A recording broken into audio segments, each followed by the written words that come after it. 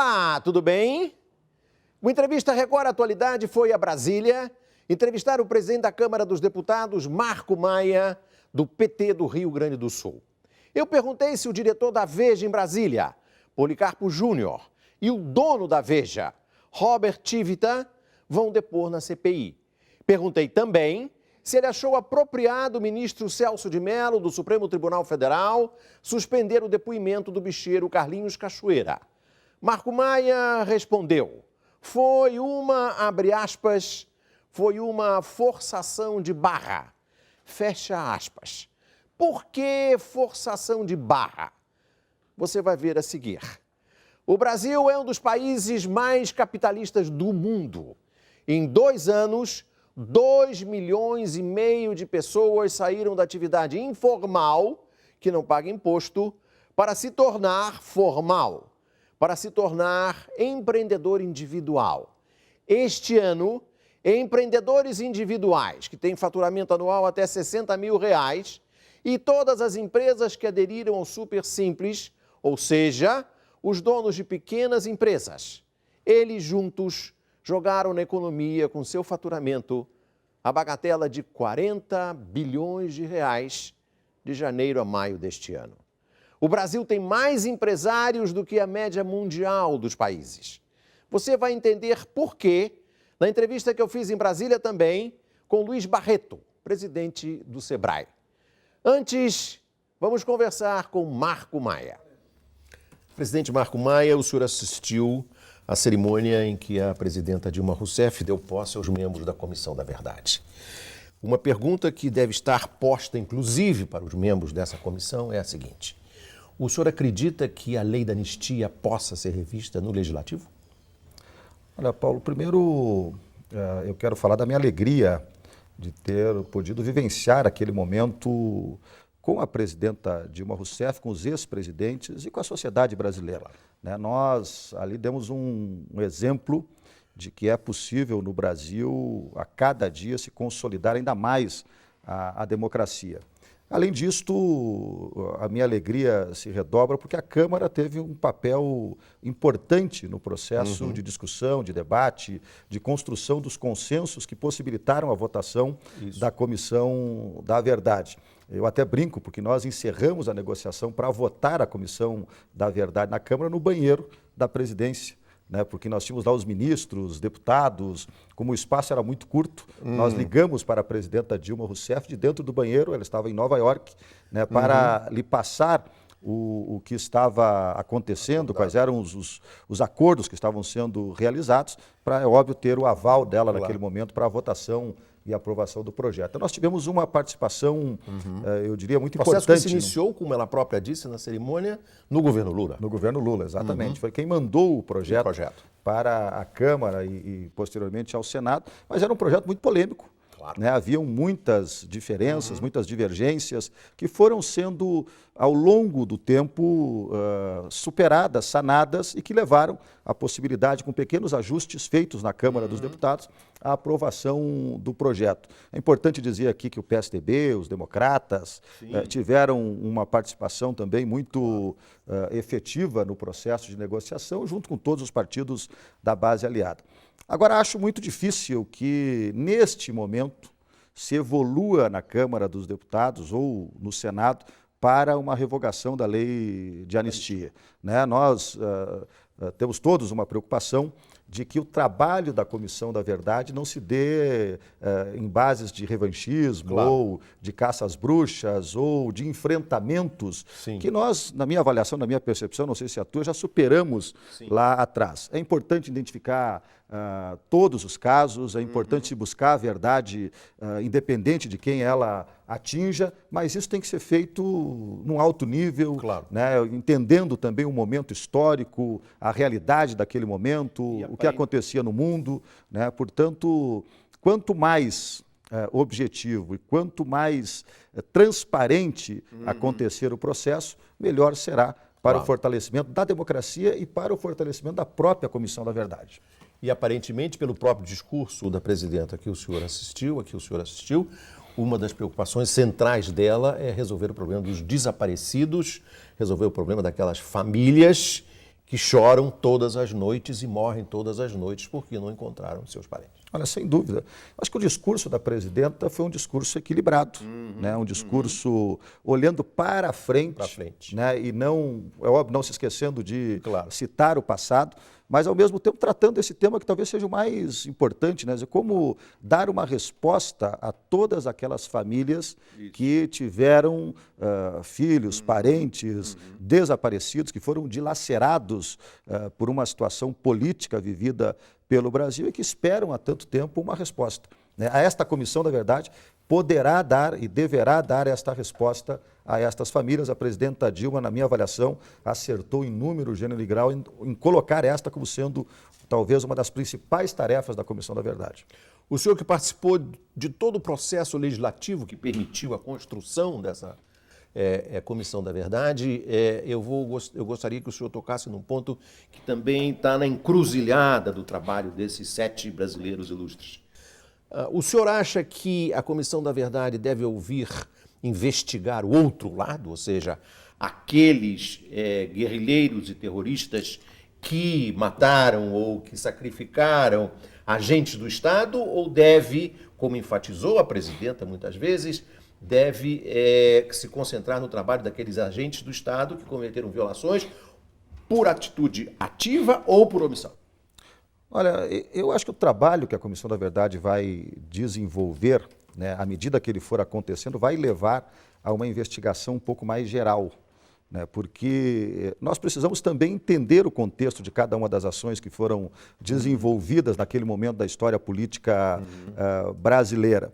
Então, eu não partiria, num primeiro momento, com uma limitação do trabalho da Comissão da Verdade. Eu acho que ela tem que começar por algum lugar, talvez investigando os atos do Estado, né? Mas ela pode, ali na frente, ao levantar os dados e as informações todas, chegar a também atitudes que foram realizadas por integrantes da sociedade civil, política, organizada daquele momento, e entender que esses atos também foram atos considerados exagerados para o momento político que se vivia na época. Então, eu não colocaria nenhum limite à Comissão da Verdade, né, que o colocasse na situação de investigar A, B ou C, né? Eu tenho que começar por algum lugar, que comece pelos atos do Estado, mas que possa ali na frente, né, à luz do que for sendo investigado, do que for sendo identificado, investigar também atitudes ou comportamentos que foram inadequados ao momento político do outro lado, né, dos setores organizados da sociedade brasileira.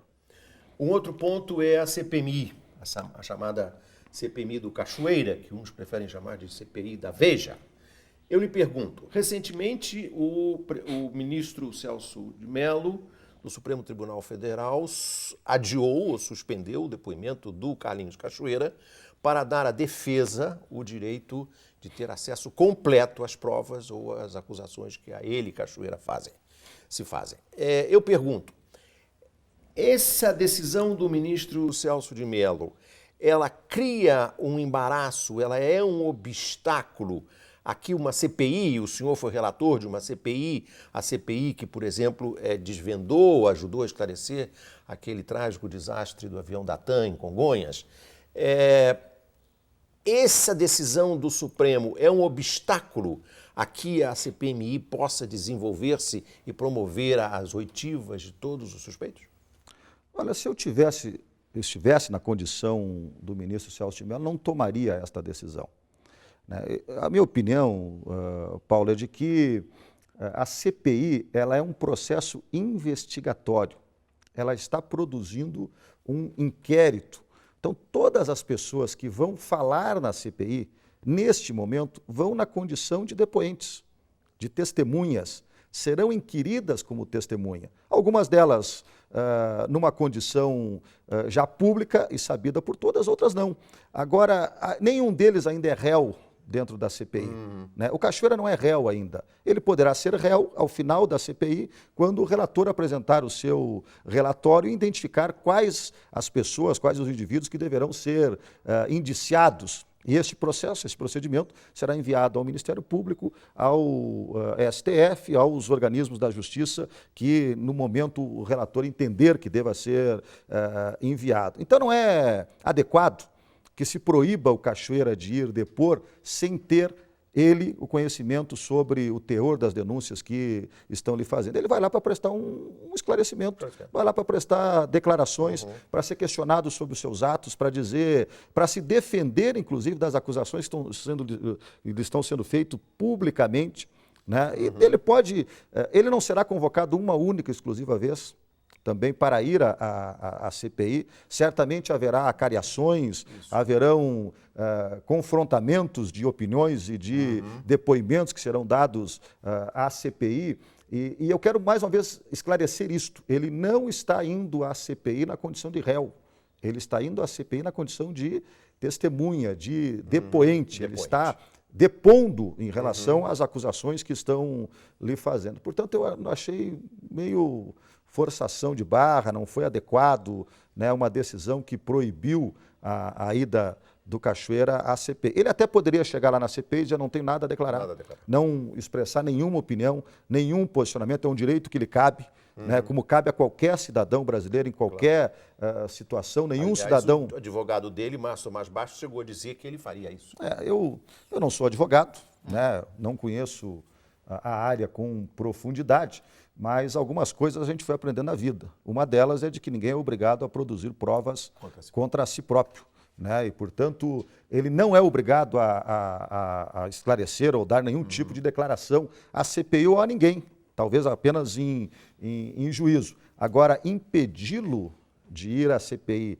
por falta de conhecimento dos advogados do processo, me pareceu um certo exagero, de fato atrapalhou um pouco o trabalho da CPI, mas a CPI vai recuperar, não será um obstáculo intransponível, já deu inclusive o acesso, né, para as informações, e é uma medida, na minha avaliação, apenas protelatória, né, de um depoimento que irá acontecer num momento ou outro. E volto a dizer aqui, não será o único depoimento dado pelo Cachoeira à CPI. Ele será chamado 2, 3, 4 vezes, 5 vezes, 10 vezes, quantas vezes forem necessários para confrontar, inclusive, os depoimentos que deverão acusá-lo, que farão acusações contra ele. Então, achei uma medida protelatória, sem fundamento. Gosto muito do ex-ministro Márcio Tomás Bastos, mas acho que, neste caso, ele trabalhou para fortalecer, né, a sua relação profissional e tal com o Cachoeira. Presidente, o senhor convocaria o Policarpo Júnior e o Roberto Tivita para depor? Olha, Paulo, o que eu tenho dito sobre esse tema e tenho sido muito claro nisto?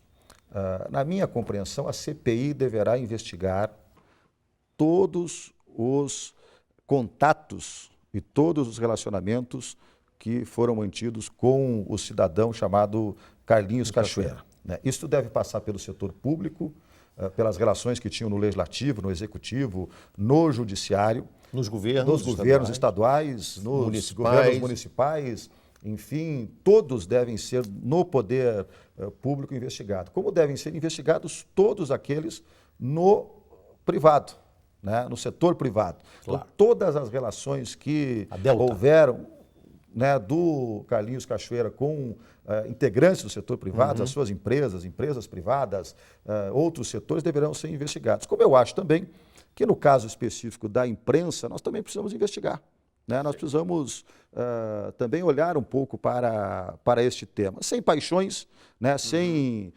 arroubos, mas há contatos, há enfim, relações que foram constituídas, há afirmações que foram feitas, devem ser todas elas investigadas. Eu diria, inclusive, que nós vamos descobrir muitas coisas a partir do momento que for feita outras quebras de sigilos, né, como, por exemplo, o sigilo bancário, né, o sigilo fiscal, né, de várias pessoas que deverá ser quebrada no próximo período da CPI. A CPI está apenas começando na infância. Ela é uma CPI que deve durar aí de 4 a 6 meses, pode ser prorrogada, né, ainda para as investigações, portanto, ela é uma CPI que está iniciando os seus trabalhos.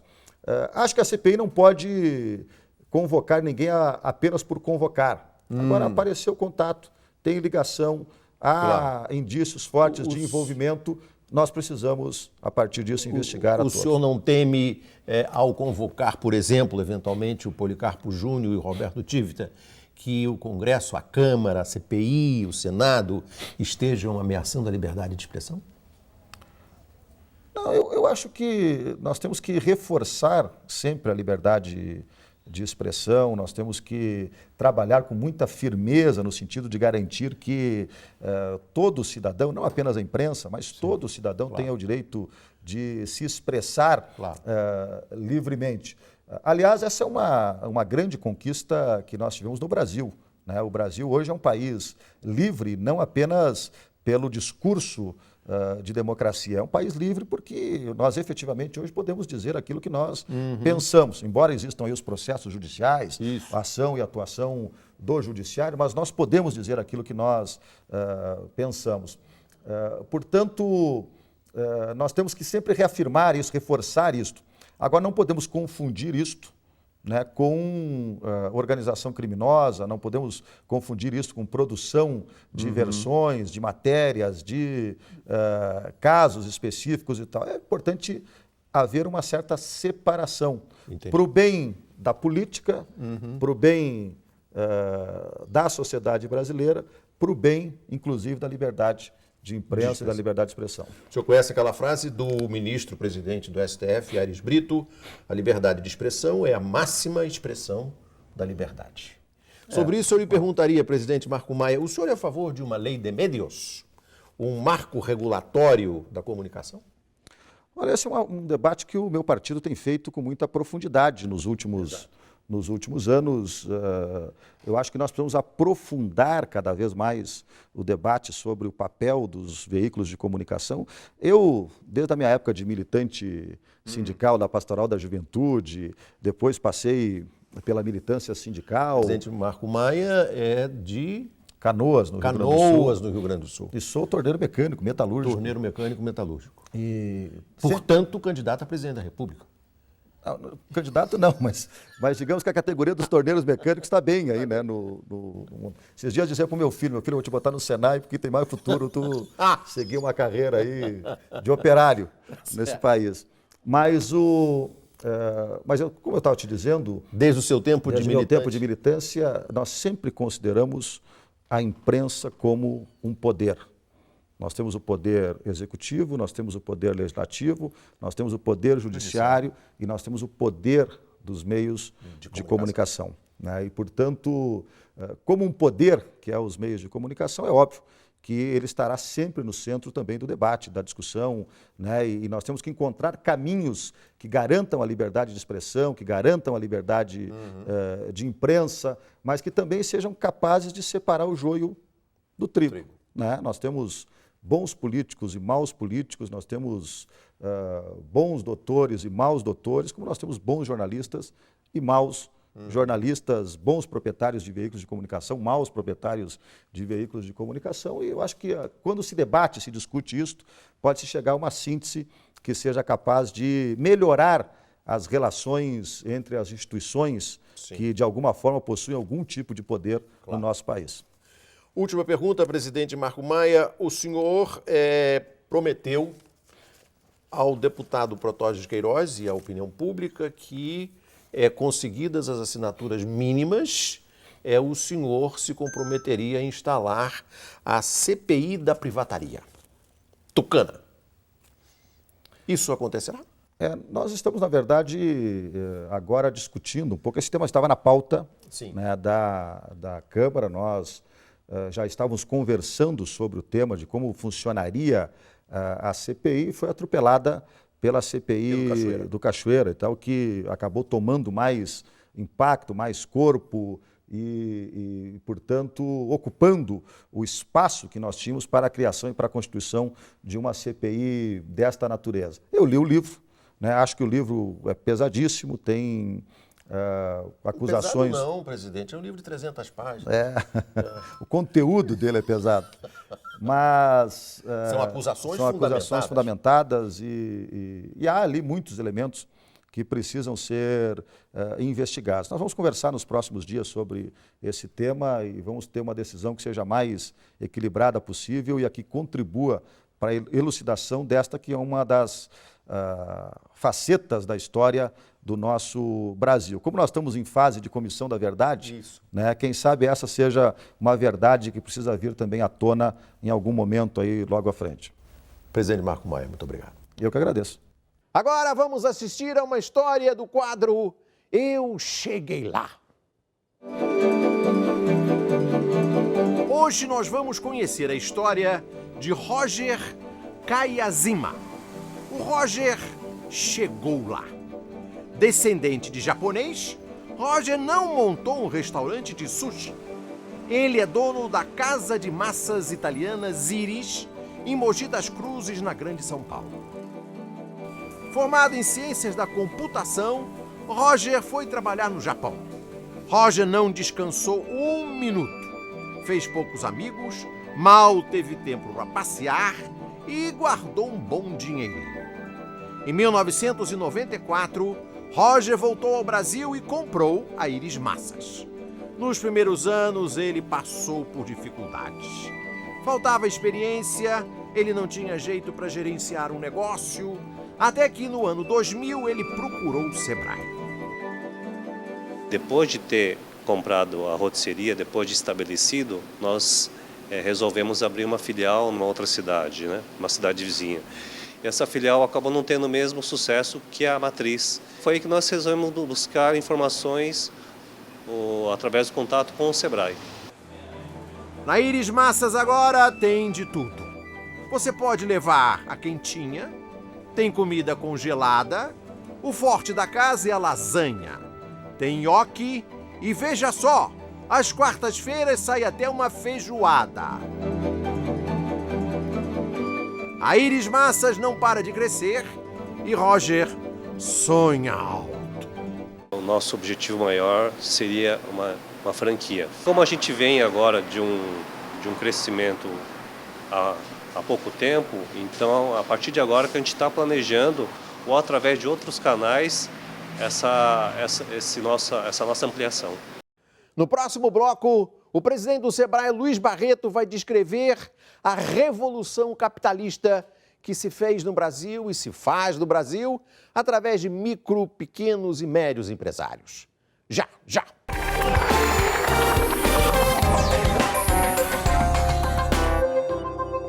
O Entrevista Record Atualidade está de volta. Luiz Barreto é formado em Sociologia pela PUC de São Paulo, foi ministro do Turismo e agora preside o Sebrae. É o Sebrae que incentiva e cria mecanismos para fortalecer 6,3 milhões de micro e pequenas empresas no Brasil. Elas empregam 15 milhões de trabalhadores e o Sebrae agora se prepara para um novo campo de expansão, transformar beneficiários do Bolsa Família em empresários. Veja a entrevista que eu fiz com Luiz Barreto, do Sebrae, em Brasília.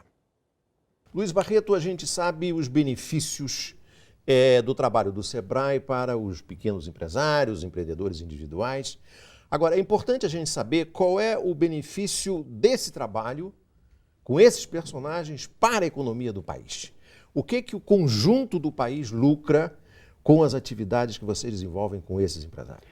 Olha, esse primeiro é um segmento muito gerador de emprego e renda, ele é responsável por mais de 70% de todos os empregos formais, quase 25% do PIB, então movimenta muito a economia. 25%? 25% do PIB. Então movimenta muito a economia, gerador de emprego e renda, desenvolve regiões, municípios do interior. Mas um fundamental é que tem gerado também um grande volume de recursos na sociedade. Por exemplo, a figura do empreendedor individual. Essa é uma figura jurídica. Por favor, defina o que é o... O empreendedor individual é aquele que fatura até R$5 mil mês. Não existia antes, é uma figura jurídica da Lei Geral da Micro e Pequena Empresa. 2.400.000 brasileiros se formalizaram e se tornaram empreendedores individuais nos últimos 2 anos. 2 anos? Em 2 anos. Você vê quando a lei é boa, ela tem aderência na sociedade, tirou muita gente da informalidade, eles têm direito à previdência, pagando seguro-desemprego, auxílio maternidade, no caso das mulheres, auxílio-doença, e tem a principal questão, tem sua cidadania empresarial. um CNPJ. Com isso ele pode acessar crédito nos bancos públicos, nos bancos privados, podem comprar suas matérias-primas de maneira mais barata, ampliar o mercado, pode vender para uma prefeitura, para uma grande empresa, ser fornecedor de uma grande empresa. Então isso é muito importante. E jogaram na economia... Barreto, nós estamos falando de doceiras, pipoqueiros, borracheiro, barbeiro, encanador, manicure... Pessoal da construção civil, que eles fazem serviços domésticos, manicure, cabeleireiras, vendedoras de roupa, uma infinidade de gente que estava na informalidade, mas que tinha o desejo de ser formal, de trabalhar. E eles estão injetando na economia um cálculo conservador nosso. O ano passado, eles injetaram 32 bilhões na economia, fazendo um cálculo pessimista. Se eles faturam, se eles faturam, por exemplo, até 60 mil reais, se a gente botar que eles faturam ano, botar que eles faturaram 30 mil, que é a metade, vezes 1 milhão e tanto que tinha ano passado, dá 32 milhões. Esse ano, até maio, se a gente somar 2 milhões e 400 mil empreendedores individuais, nesse cálculo conservador de 30 mil faturamento ano, já dá mais de 40 bilhões. A Previdência ganhou também, porque eles estão contribuindo em torno de R$30 mês. Você diz, é pouco, mas antes não havia nenhuma contribuição. Então é um ganha-ganha, ganha a sociedade. E eles têm que ter no máximo um empregado. Um empregado numa legislação diferenciada também. Eles não têm os mesmos impostos trabalhistas que tem um empregador normal. Então é um estímulo paga também. De imposto? Olha, paga muito pouco, R$30. R$30? R$30, às vezes se você é da atividade do comércio, você paga 30, se for dos serviços, paga um pouco mais, mas não ultrapassa R$37 mês, com todos esses direitos. Então você está falando aqui de uma novidade que tem tão velha quanto novembro e que já tem essa contribuição a dar à economia brasileira. Agora, nesse mesmo novembro, numa solenidade com a presidenta Dilma, foi revisto, modificado o Super Simples. Exatamente. Essa é uma legislação que tem se aperfeiçoado nos últimos 5 anos. A gente deve muito ao Congresso, ao presidente Lula, que realmente fizeram uma revolução no ambiente legal. Isso significa entre 40% e 50% de menos tributo, menos burocracia, porque você paga num balcão único todos os impostos federais, estaduais e municipais. Você tem um estímulo à exportação, você tem uma série de mecanismos. E a presidenta Dilma, sensível a esse tema, sabendo da importância desse segmento para a sociedade brasileira, em novembro passado sancionou uma lei que aumentou os tetos. Isso. Você de tempos em tempos tem que regulamentar. Claro. Eles aumentou em 50% na média os tetos. No caso do empreendedor individual, de 36 para 60 mil faturamento ano, no caso das microempresas de 240 mil reais faturamento ano para 360 mil faturamento ano, e no caso das pequenas empresas de 2 milhões e 400 mil para 3 milhões e 600. Se a empresa for exportadora, ela dobra esse teto, dobra os tetos. Portanto, amplia a margem de usufruir dos benefícios tributários. E qual foi a redução média que os optantes por Super Simples obtiveram com essa modificação? Olha, primeiro você injetou mais 500 mil empresas que estavam fora do regime do Super Simples, que tinham ultrapassado o teto, voltaram para o sistema. Então isso já é um ganho entre 40% e 50%, dependendo da faixa de faturamento. Você pode ter um ganho até de 50% nos tributos. Você estimulou o crescimento, porque a lei tem que ser uma lei que estimula o crescimento. Você não pode estimular quando ela está chegando em setembro, outubro do ano, ela está chegando no teto, aí ela é vantajoso ela não crescer. Então nós temos que ter um regime que é atualizado permanentemente, no sentido de permitir estimule o freguês a continuar vender mais, dinheiro, a crescer e manter os grandes benefícios. Evidente que a gente tem muita coisa a caminhar no ambiente legal, a gente avançou muito. A lei geral estimulou as compras governamentais também, as compras até 80 mil reais nas prefeituras, nos governos do estado e no governo federal são estimuladas. No caso, eu dou um exemplo do governo federal. Ele comprava em 2005 2 bilhões das micro e pequenas empresas e fechou 2011 comprando mais de 15 bilhões das micro e pequenas. Só com uma pequena legislação de estímulo, evidente tem que ter vontade política para construir isso. A gente essa semana premiou, estava comentando com você, o prêmio Prefeito Empreendedor. Muitos prefeitos implementaram a lei geral, estão estimulando as compras governamentais. Você imagina no município a merenda escolar, os serviços de saúde, os serviços de manutenção, quer dizer, uma série de bens e serviços que podem ser comprados das pequenas empresas e o dinheiro circular no próprio o município. É muito chato o município importar todas as suas mercadorias. Então, isso é um grande estímulo e essa lei entrou muito forte nisso. Refazendo, então, a minha primeira pergunta. No caso das mudanças no Super Simples, o que isso trouxe de benefício para o conjunto do país?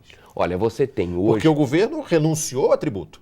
Renunciou ao tributo, mas aí que está, quer dizer, isso é uma outra discussão interessante. Quando a gente promulgou a legislação ainda no governo Lula, havia um medo, uma insegurança dos secretários municipais da Fazenda, do Estado e da Receita Federal que haveria perdas, porque você de fato estava reduzindo impostos. Mas você tinha uma imensa informalidade. Claro. Então você trouxe, você tem uma ideia, antes dessa legislação eram 2 milhões de optantes por um antigo regime de um simples que era apenas nacional, valia só para os impostos nacionais. Com esta lei, passou de 2 para mais de 6 milhões de empresas que entraram no sistema. Então, aquela perda imediata se tornou uma grande vantagem. E ao longo desses 5 anos, todos os impostos municipais, estaduais e federais cresceram mais de 200% acima da inflação. Portanto, é um ganha-ganha. Quer dizer, reduzir impostos aumenta a arrecadação. Aumenta a arrecadação porque você tinha uma imensa informalidade. Claro. Você fez uma aposta na legalidade, na formalização, você foi aperfeiçoando a lei. Você comentou aqui no último aperfeiçoamento em novembro, mas já foram 5 aperfeiçoamentos ao longo de 5 anos. Nós estamos avançando. Um dos temas importantes é trazer mais setores para o Simples. A área de serviços dos profissionais liberais, por exemplo, algumas categorias ainda não estão, jornalistas ainda não estão, por exemplo. Sei. Então a gente precisa trazer mais categorias. Evidente que os médicos, os profissionais liberais têm um problema com a receita, porque hoje tem um faturamento, precisamos discutir isso, mas a gente precisa trazer mais gente para o Simples. Precisamos estudar um regime de transição, esse é um tema importante, quer dizer, uma empresa que cresceu, amadureceu, ganhou musculatura, está saindo do Simples, toda a sua formatação, todo o seu planejamento foi com esta questão tributária. Claro. Ao sair do Simples, ela precisaria de uma transição, porque não é fácil sair desse regime. É um regime que diferencia, privilegia mesmo. Então a gente tem que pensar um mecanismo de transição. Quer dizer, eu cresço e vou sofrer. Vou sofrer. Então, quer dizer, evidente que crescer acima desses limites que já são generosos, mas mesmo assim, eu advogo a ideia que a gente teria uma transição, a empresa se preparar para as dores do crescimento. Exato. Então isso é um debate que está no Congresso também. A gente tem também trabalhado muito com os municípios por causa das posturas municipais. Você vê como que na raiz da nossa cultura tem muita questão da burocracia. Quer dizer, evidente que quando a gente criou essas categorias, esse crescimento do número de formalizações, os nossos secretários municipais da Fazenda enxergam muitas vezes esse cliente com mais uma arrecadação, com mais um pontinho a mais na sua arrecadação.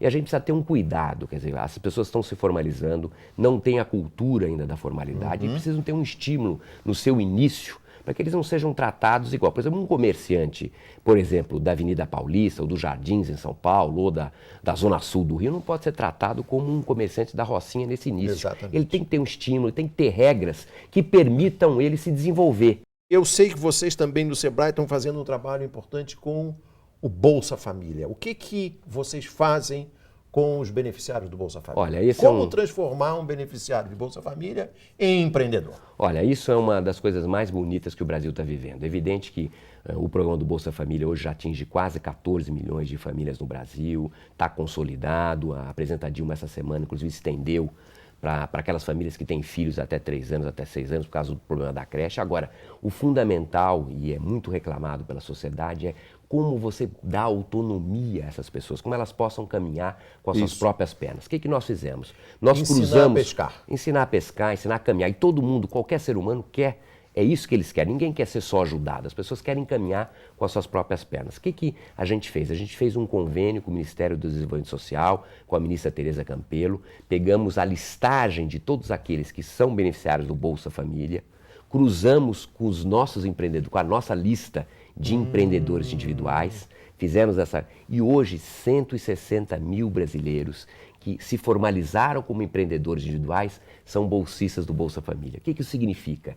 Que entre 8% e 10% dos bolsistas do Bolsa Família podem ter no empreendedorismo a porta de saída autônoma. Então hoje 160 mil brasileiros se tornaram empreendedores individuais, nós estamos dando uma assistência pessoal, eles estão visitando todos os 160 mil no Brasil todo para que eles tenham sustentabilidade nos seus negócios. Entendi. Estamos convocando eles a falarem com seus amigos, com seus parentes, nas comunidades, para que isso possa aumentar. É evidente que esse índice tem sido estável, 8%, 9%, acho que é isso mesmo.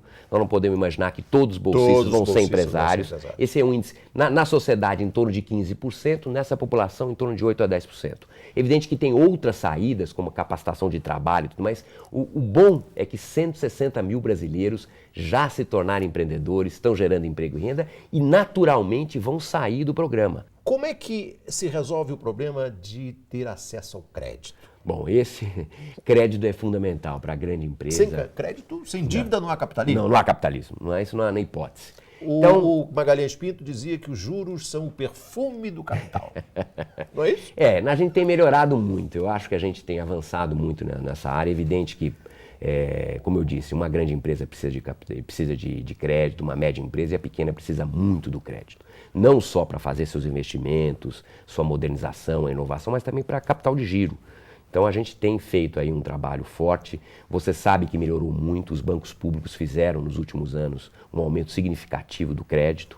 A taxa de juros está caindo. Está caindo, graças a Deus. Nos bancos públicos e nos bancos privados. E a gente aqui no Sebrae, nós não somos banco, mas a gente primeiro socializa as informações. Muitas vezes o pequeno empresário não sabe do que está disponível no mercado. Então o trabalho do Sebrae é informá-los desse conjunto de mudanças que estão ocorrendo, das possibilidades. Uma outra questão importante é que aonde o bicho pega, aonde é difícil é a garantia.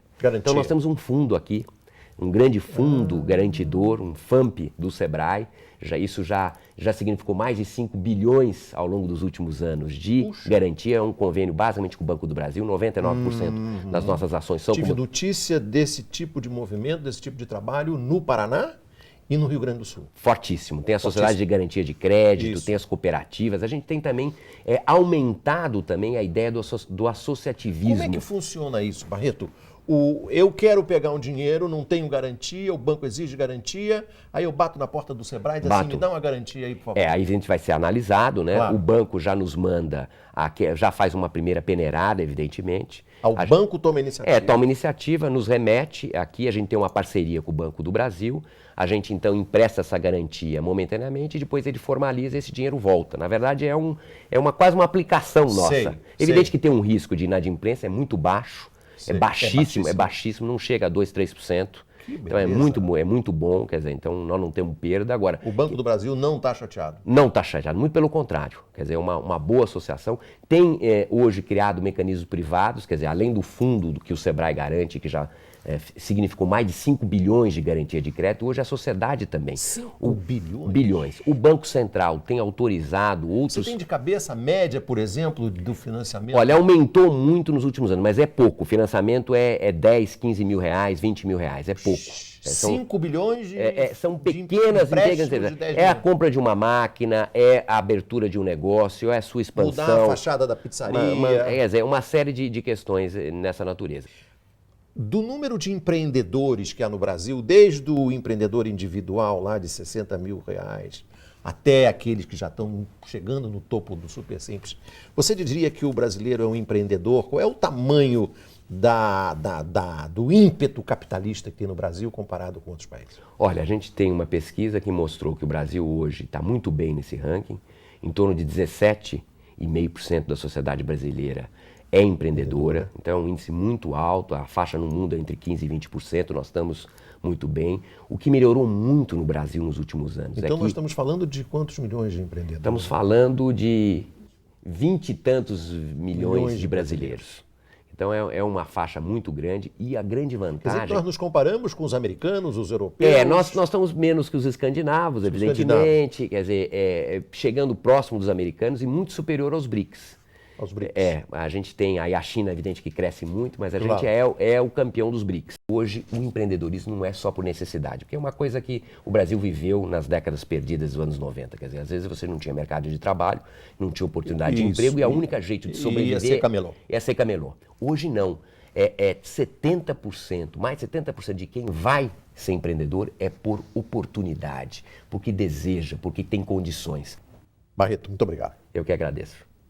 O Entrevista Record fica por aqui. Você pode rever esse programa no site da Record News, no portal R7. Boa sorte. Record News, jornalismo 24 horas de plantão.